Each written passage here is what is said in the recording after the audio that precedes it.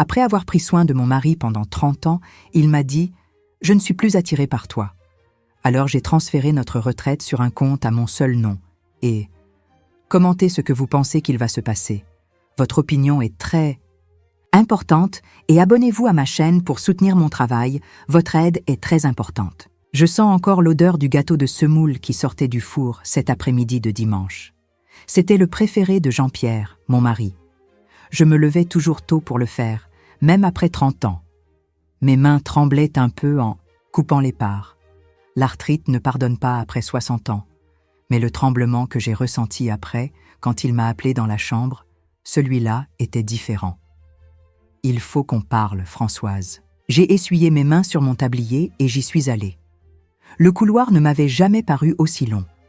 Jean-Pierre était assis sur le bord du lit, ce même lit où j'ai passé tant de nuits blanches à prendre soin de lui après l'accident à l'usine. 30 ans à faire de la kinésithérapie à la maison, à adapter la maison, à donner les médicaments à l'heure. Toute ma vie dévouée à lui. J'ai perçu quelque chose de différent dans son regard. Il ne me fixait pas.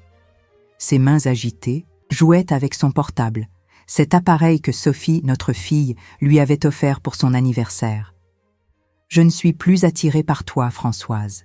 Tu n'es devenue que mon infirmière. » Les mots sont sortis secs de sa bouche, chaque syllabe comme une aiguille dans ma poitrine. Le sol a disparu sous mes pieds, mais j'ai gardé mon aplomb. Des années à m'occuper de malades m'ont appris à ne pas montrer de faiblesse. Les invités attendent le dessert. C'est tout. Ce que j'ai réussi à dire. Je suis retournée à la cuisine comme un robot. J'ai servi le gâteau, le café. J'ai souri. J'ai acquiescé aux compliments sur ma cuisine. À l'intérieur, j'étais brisée. Ce soir-là, après le départ de tout le monde, j'ai vu son portable clignoter sur la table de chevet. Je n'avais jamais fouillé dans les affaires de Jean-Pierre, mais quelque chose me disait que je devais regarder. Martine. Son nom brillait sur l'écran. Notre amie de la paroisse, 52 ans, veuve, toujours si serviable lors des messes du mercredi. Les messages étaient clairs comme de l'eau de roche. Quand tu lui diras, on pourra commencer notre vie. L'argent qu'elle a mis de côté, pour la retraite, nous permettra de bien vivre. Argent que j'ai économisé sou après sou. Chaque pièce gardée en pensant à un avenir tranquille pour nous deux, aux besoins médicaux qui ne faisaient qu'augmenter. Je me suis assise sur la chaise de la cuisine, cette même chaise où je passais des heures à coudre pour compléter nos revenus. L'horloge marquait 3 heures du matin quand j'ai finalement réussi à bouger. La semaine suivante, Sophie a remarqué mon changement. « Maman, ça va? Tu es différente. » Mais comment lui raconter? Elle a toujours été si attachée à son père. Depuis toute petite, elle était sa petite princesse, pendant que moi je restais dans les coulisses, à m'occuper de tout. C'est lors d'un thé avec Isabelle, mon ancienne collègue de couture, que le barrage a cédé. J'ai tout raconté en sanglotant. Elle a serré mes mains tremblantes avec force. « Françoise, je suis passée par là aussi. Mais il y a une chose que tu dois savoir. En tant qu'aidante familiale officielle, enregistrée depuis toutes ces années, tu as des droits. Je connais un avocat, Maître Dubois. Il aide les personnes de notre âge. » Je suis sortie de chez elle avec une carte de visite froissée dans ma poche et une boule dans la gorge. Cette conversation avait planté une graine. En cherchant les documents à apporter à l'avocat, j'ai trouvé au fond du tiroir mon certificat du CAP de pâtisserie, jauni par le temps. 15 ans gardés là, avec tant d'autres rêves que j'ai laissés de côté. Ce soir-là, allongée, à côté de Jean-Pierre, qui faisait semblant de dormir pour ne pas avoir à me parler, j'ai senti quelque chose de différent grandir en moi. Ce n'était plus seulement de la douleur. C'était une certitude silencieuse qu'à 67 ans, il n'était pas trop tard pour changer. Maître Dubois m'a reçu dans un bureau simple, ses yeux bienveillants derrière ses lunettes, me donnant la sécurité dont j'avais besoin. « Vous avez tout à fait le droit de transférer la retraite conjointe sur un compte exclusivement à votre nom. Vous êtes l'aidante familiale officielle, tout est documenté. » Quand je suis rentrée à la maison ce jour-là, Jean-Pierre était dans le salon, en train de parler avec Martine au téléphone. Je n'ai rien dit, je suis allée directement préparer le dîner, comme je le faisais toujours. Mais cette fois, en coupant les légumes, ce n'étaient pas seulement mes yeux qui brûlaient à cause de l'oignon. Il était déjà minuit passé quand j'ai fini de ranger mes Document. De la chambre, j'entendais sa respiration lourde, probablement en train de rêver aux projets qu'il avait faits avec elle. Des projets avec l'argent que j'ai mis de côté pendant toute une vie. Je me suis regardée dans le miroir. De la salle de bain, j'ai vu chaque ride que le temps et la fatigue avaient marqué sur mon visage. Mais dans mes yeux, il y avait quelque chose de nouveau. Quelque chose que je n'avais pas vu depuis longtemps. Demain serait un autre jour. Et pour la première fois en 30 ans, je ne savais pas ce qu'il me réservait. Mais d'une chose, j'étais sûre, il ne serait pas comme tous les autres. Le lendemain matin, mes mains tremblaient en tapant le code de la banque. 30 ans d'économie là, sou après sou. Chaque pièce gardait les nuits où je cousais jusqu'à l'aube, pendant que j'écoutais la respiration lourde de Jean-Pierre dans la chambre à côté. Le directeur, Monsieur le maire, m'a regardé avec inquiétude quand j'ai demandé à tout transférer sur un compte à mon seul nom. « Madame Françoise, êtes-vous sûre? Ce sont de nombreuses années d'économie. » J'étais sûre. Comme j'étais sûre des nuits où je restais éveillée à changer ses pansements, des matins où je courais à la pharmacie, des après-midi où je faisais de la kinésithérapie à la maison. Comme j'étais sûre des messages que j'avais lus sur son portable. Quand je suis rentrée à la maison, j'ai trouvé Jean-Pierre assis dans le salon, le visage rouge de colère. Son portable était dans sa main, tremblant. « Qu'est-ce que tu as fait de notre argent ?»« Notre argent ?» Comme s'il avait économisé un seul sou, comme s'il n'avait pas prévu de tout dépenser avec elle. « C'est l'argent de votre aidante familiale. »« Officiel », ai-je répondu, la voix plus ferme que je ne l'imaginais possible. « Tout est documenté chez Maître Dubois. » Il s'est levé de sa chaise avec difficulté, s'appuyant sur les béquilles que j'avais moi-même choisies au magasin. « Tu ne peux pas me faire ça. Cette maison est à moi aussi. »« Non, Jean-Pierre, la maison était à mes parents. » J'ai vu son visage changer. Pour la première fois en 30 ans, c'était lui qui semblait perdu. Il est sorti en claquant la porte, en boitant jusqu'à la maison de Martine. Je suis restée plantée dans le salon, à regarder les photos sur le mur. Toute notre vie là, dans des cadres photos poussiéreux. Ce soir-là, il n'est pas rentré dormir. Je me suis assise dans la cuisine, comme tant d'autres soirs, mais cette fois, je n'avais pas de couture entre les mains. Seulement un papier froissé. Mon certificat du CAP de pâtisserie. 15 ans gardés, avec tant de rêves qui sont restés en chemin. Les jours suivants ont été un remue-ménage dans le village. Saint-Loup est trop petit pour garder des secrets. Bientôt, tout le monde savait que j'avais abandonné un homme malade. Personne ne savait la trahison, les messages, les plans qu'il avait avec Martine. À la boulangerie, les dames détournèrent le regard quand je passais. À la paroisse, le banc où je m'asseyais depuis des décennies est resté vide. Mais c'est là, à la boulangerie de Monsieur Antoine, que quelque chose a commencé à changer. Il était veuf depuis 5 ans, toujours gentil, de cette manière discrète des gens de la campagne. Un jour où j'achetais du pain, il m'a vu pleurer en cachette près des étagères à gâteaux. « Madame Françoise, vous faites ce gâteau de semoule que tout le monde complimentait à la paroisse, n'est-ce pas ?» J'ai confirmé de la tête en essuyant mes larmes discrètement. « J'ai un petit espace à l'arrière de la boulangerie, si vous voulez l'utiliser. » Je suis rentrée à la maison ce jour-là avec quelque chose de différent dans la poitrine. J'ai passé toute la nuit à feuilleter d'anciens carnets de recettes, ceux que ma mère m'avait laissés. L'odeur de gâteau a recommencé à embaumer, la cuisine. Mais cette fois, ce n'était pas pour Jean-Pierre. Les nouvelles sont aussi arrivées à Sophie. Notre fille est apparue un après-midi, le visage fermé. « Maman, qu'est-ce que tu fais? Tout le monde dit que tu as abandonné papa, que tu lui as pris son argent. » J'ai senti mon cœur se serrer. Je voulais tout lui raconter, lui montrer les messages, lui expliquer chaque nuit de solitude. Mais les mots ne sortaient pas. « Ma fille, il y a des choses que seul celui qui les vit peut expliquer. » Elle est sortie en claquant la porte, comme son père. Je suis restée là, plantée dans la cuisine, à sentir l'odeur du gâteau dans le four. C'était amusant de voir comment la vie faisait des tours. Pendant 30 ans, cette odeur signifiait amour, soin, dévouement. Maintenant, c'était l'odeur de ma liberté. Les gâteaux ont commencé à avoir du succès à la boulangerie de Monsieur Antoine. D'abord, ce sont les petites commandes. Ensuite, sont venues les demandes pour des fêtes, d'anniversaires, des mariages, des baptêmes. Mes mains, abîmées par la couture, créaient maintenant d'autres types de beauté. Un après-midi, Isabelle est apparue à la boulangerie. Ses yeux ont brillé en voyant mon petit espace. « Françoise, tu ne sais pas ce qu'il se passe au village. Martine, elle a disparu. » J'ai senti un serrement à l'estomac. Pas de tristesse, mais d'une étrange satisfaction. Il paraît qu'elle a découvert qu'elle n'aurait plus d'accès facile à l'argent de la retraite. Jean-Pierre vit seul maintenant et essaie d'embaucher une aide à domicile. Mais personne ne veut rester. Ils disent qu'il est insupportable. J'ai continué à battre la pâte du gâteau, en silence. Le bruit du batteur étouffait mes pensées. Je me suis souvenu de ces mots cet après-midi de dimanche. « Tu n'es devenue que mon infirmière. » Maintenant, il découvrait que même ça, il ne l'avait plus. « Et il y a encore une chose, » a continué Isabelle, en baissant la voix. « Ta belle-sœur, Hélène, veut te parler. Elle a dit qu'elle avait quelque chose d'important à te raconter. » J'ai arrêté de battre la pâte. Hélène a toujours été discrète, du genre à en savoir bien plus qu'elle n'en dit. Que voulait-elle après si longtemps?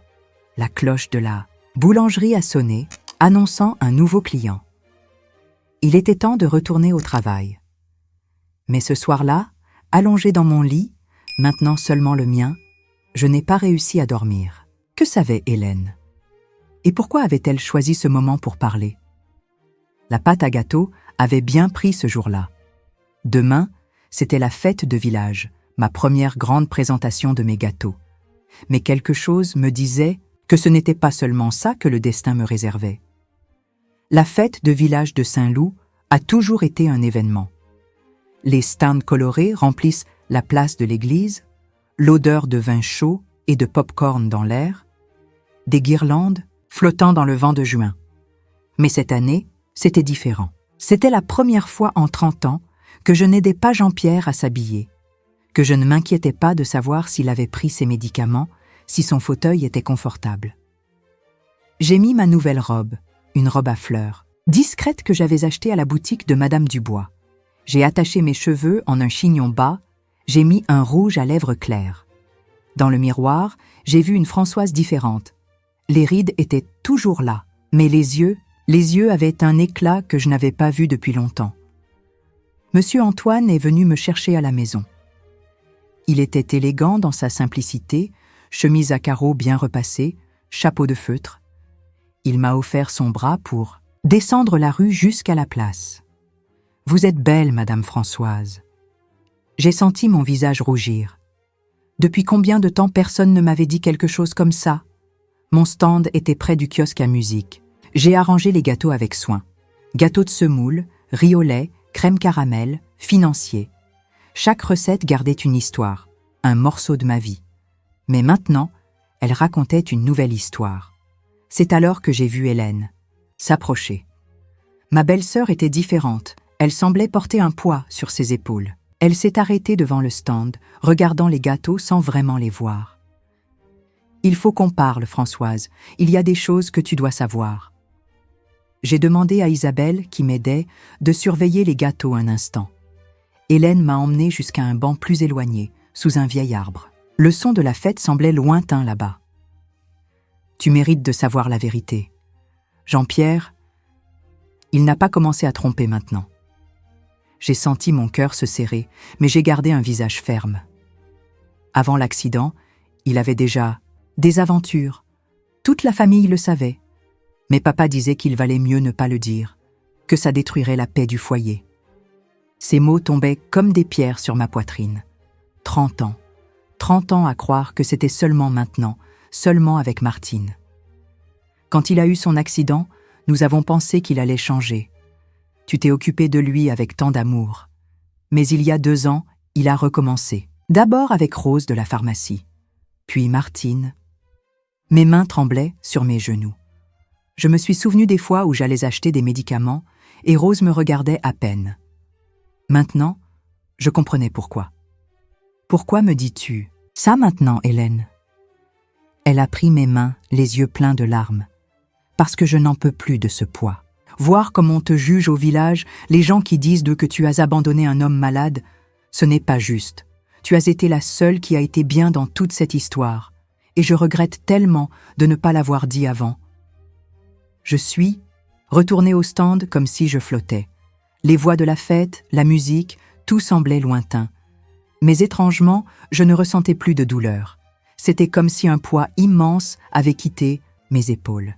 Isabelle était excitée. « Françoise, tes gâteaux ont un succès fou.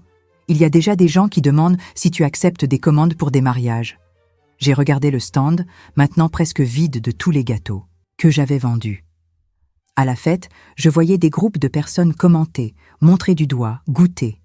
Ce n'étaient plus des regards de jugement. C'étaient des sourires, des compliments, des gens qui découvraient que cette dame qui s'était occupée de son mari pendant 30 ans savait faire bien plus que seulement prendre soin des autres.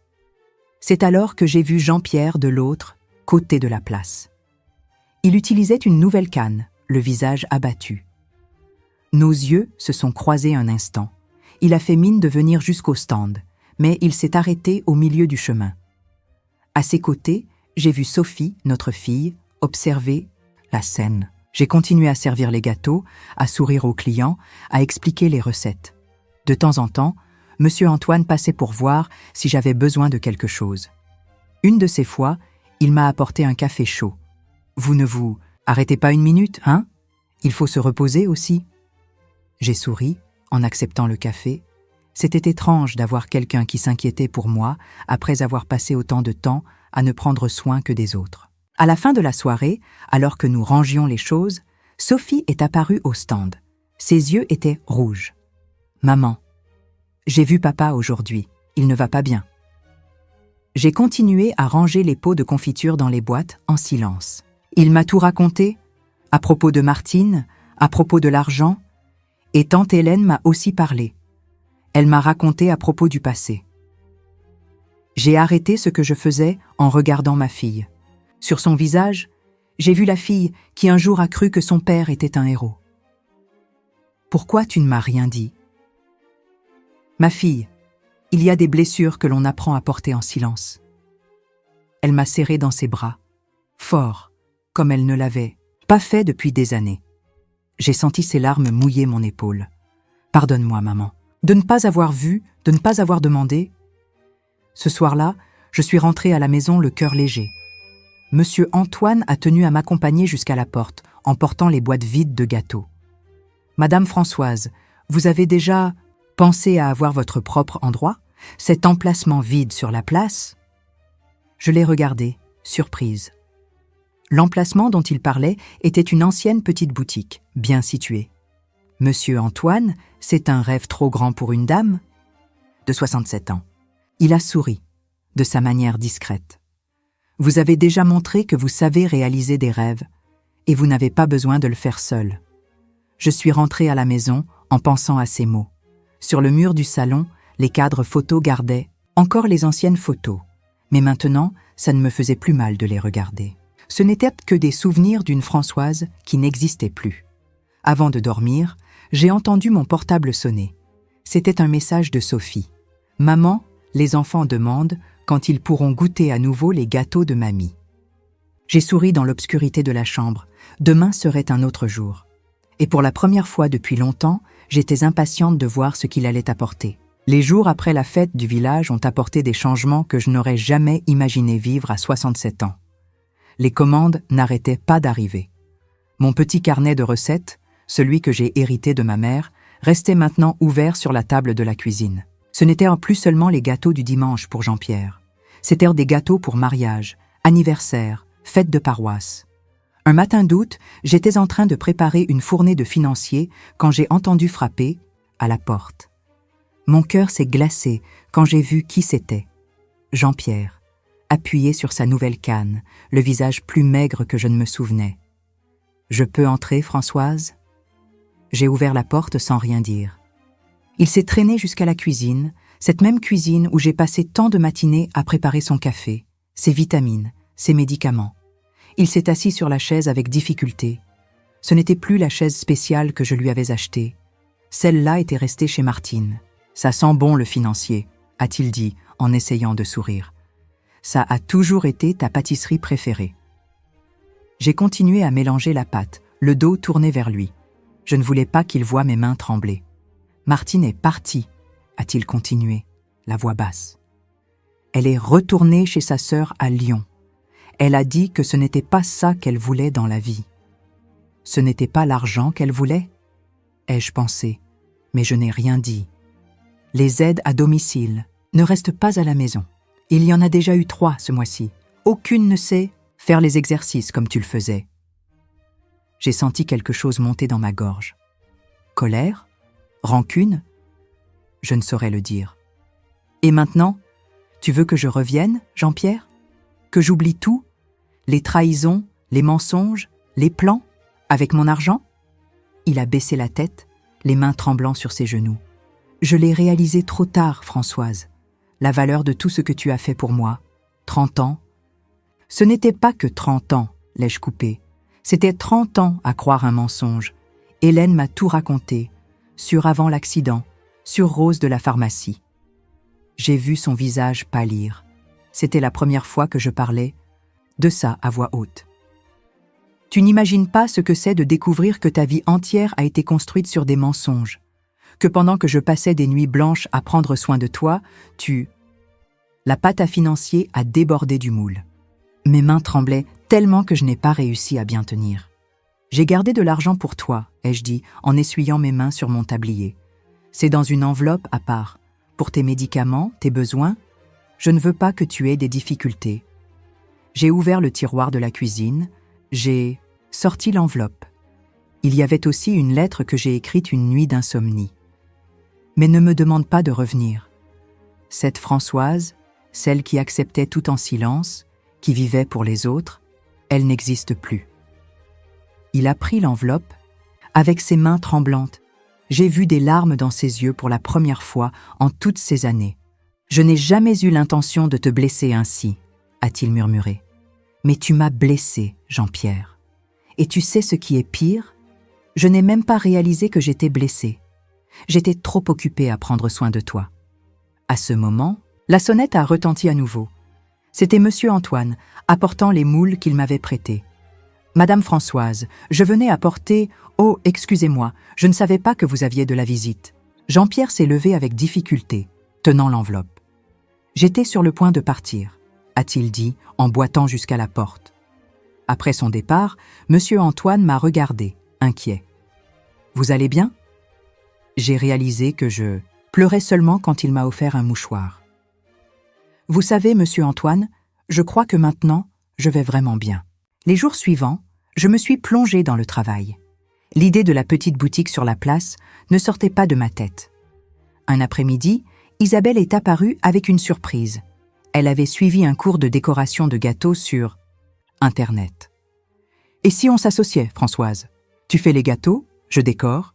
Monsieur Antoine a déjà dit qu'il entrait comme associé aussi. » J'ai regardé mon amie, celle qui m'avait tendu la main quand j'en avais le plus besoin. Monsieur Antoine, qui souriait maintenant de l'autre côté du comptoir. C'était étrange d'avoir des gens qui voulaient construire quelque chose avec moi, après avoir passé tant de temps à seulement construire pour les autres. Sophie a commencé à apparaître plus souvent, en amenant les enfants. Un après-midi, pendant qu'ils dévoraient les financiers fraîchement sortis du four, elle a pris ma main. « Maman, je voulais te demander pardon à nouveau, de ne pas avoir vu avant, d'avoir jugé. » « Ma fille, parfois on ne voit que ce qu'on est prêt à voir. » Elle m'a serré fort dans ses bras, comme elle le faisait quand elle était petite. « Tu es tellement différente, plus légère, plus heureuse. Tu as même l'air plus jeune. » J'ai souri en lui caressant les cheveux. « C'est que maintenant, je vis, ma fille. Avant, je ne faisais que m'occuper de la vie des autres. » À la fin de cette semaine, nous avons signé le contrat de location de la petite boutique de la place. C'était un espace petit, mais il y avait une cuisine au fond et une vue magnifique sur l'église. Monsieur Antoine a tenu à peindre les murs lui-même, dans un ton de jaune clair qui rappelait le jaune d'œuf. « Pour aller avec vos financiers », a-t-il dit, en rougissant un peu. Isabelle a apporté de nouveaux rideaux, de ceux avec de petites fleurs. Ensemble, nous avons choisi le nom. Les douceurs de Françoise, saveur de souvenirs. Parce que chaque gâteau avait une histoire, Mais maintenant, c'étaient de nouvelles histoires, mes histoires. Le soir, avant l'inauguration, je suis restée tard à tout ranger. Les moules brillaient sur les étagères, les pots en verre remplis de gâteaux, l'odeur de gâteaux dans l'air. Je me suis regardée dans le petit miroir de la salle de bain. Les cheveux tout blancs attachés en chignon, les rides autour des yeux, le nouveau tablier avec mon nom brodé, cadeau de Monsieur Antoine. « Et maintenant, maman ?» ai-je demandé à voix basse à la photo de ma mère sur le mur. « Tu serais fière de ta fille ?» La cloche de la porte a sonné. J'avais oublié de tourner le panneau fermé. « Nous n'avons pas encore ouvert », ai-je commencé à dire, mais je me suis arrêtée quand j'ai vu qui c'était. Sophie était debout dans la porte, les yeux brillants de larmes. « Maman, il y a une surprise pour toi. » Mon cœur s'est emballé quand j'ai vu qui était derrière Sophie. Mes petits-enfants, Lucas et Mariana, portant un énorme gâteau. Derrière eux, Isabelle et Monsieur Antoine souriaient. Mais ce n'était pas tout. Un par un, ils sont entrés. Mes anciennes collègues de couture, les dames de la paroisse qui s'étaient éloignées, des voisines qui ne me parlaient plus depuis des mois. Même Madame Dubois de la boutique de vêtements était là. « Surprise !» a crié Mariana avec son style adolescent.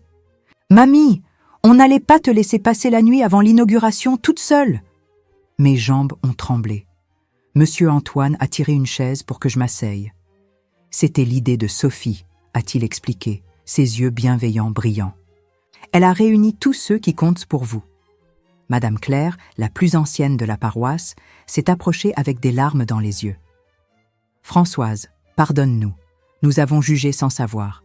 Quand Hélène a raconté la vérité, à la réunion des dames. Et quand nous avons vu vos gâteaux à la fête du village, a complété Madame Marie de la chorale, nous avons réalisé que vous aviez beaucoup plus en vous que nous ne l'imaginions. Lucas, mon plus jeune petit-fils, a pris ma main. « Mamie, regarde le gâteau qu'on a fait. Maman nous a appris la recette de ton gâteau de semoule, mais je crois qu'il n'est pas aussi bon que le tien. » J'ai regardé le gâteau un peu tordu, recouvert d'un glaçage irrégulier. C'était le plus beau gâteau que j'ai jamais vu de ma vie. « On a eu une autre surprise, » a dit Sophie, la voix brisée. Elle a sorti une enveloppe de son sac. « Tu te souviens du concours de gâteaux traditionnels qui a eu lieu à la Saint-Jean? Celui auquel tu n'as même pas voulu t'inscrire? Comment oublier? Il se passait tellement de choses dans ma vie que je n'y ai même pas prêté attention. Isabelle a inscrit tes gâteaux. Et regarde ce qui est arrivé aujourd'hui. » J'ai ouvert l'enveloppe avec mes mains tremblantes. C'était un certificat. Premier prix, catégorie gâteau traditionnel de la région. Il y avait aussi un chèque qui a fait monter les larmes à mes yeux. C'est suffisant pour acheter tout le nouvel équipement que vous vouliez pour la boutique, a expliqué Isabelle en souriant. À ce moment-là, j'ai ressenti quelque chose que je ne saurais expliquer. C'était comme si tout le poids des 30 dernières années quittait finalement mes épaules. Ce n'était pas seulement l'équipement, c'était la reconnaissance. Pour la première fois de ma vie, quelqu'un célébrait quelque chose que j'avais fait pour moi-même, pas pour ce que j'avais fait pour les autres. « Il y a encore une chose », a dit Monsieur Antoine, timide. Il a sorti un papier de sa poche. L'acte de vente de la boutique. Ce n'est plus seulement une location. Avec l'argent que j'avais mis de côté et la part d'Isabelle, nous avons réussi à acheter. Maintenant, c'est à nous. Enfin, à vous, si vous acceptez que nous soyons vos associés. Les larmes coulaient maintenant librement sur mon visage. J'ai senti l'étreinte de Sophie d'un côté, celle d'Isabelle de l'autre. « Maman, » a murmuré Sophie à mon oreille, « tu mérites tout ça. Tu mérites d'être heureuse. » J'ai regardé autour de moi. La petite boutique qui allait être inaugurée demain, les étagères que Monsieur Antoine avait fabriquées avec tant d'affection, les rideaux fleuris d'Isabelle, les pots de confiture qui brillaient sous la douce lumière. Sur les murs, il n'y avait plus de vieilles photos. Il y avait les dessins que mes petits-enfants avaient faits, colorés et joyeux.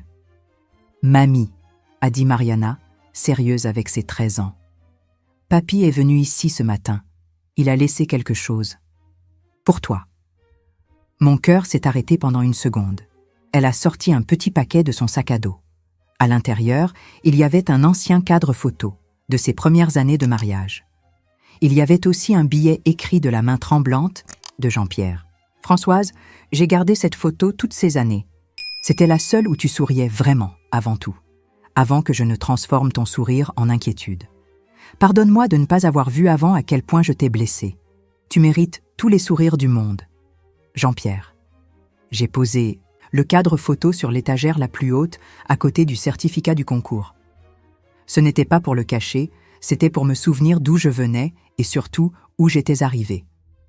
Les amis, ai-je dit en essuyant mes larmes, que diriez-vous de goûter toutes ces douceurs? Demain est un grand jour. Pendant que tout le monde se servait, j'ai observé chaque visage.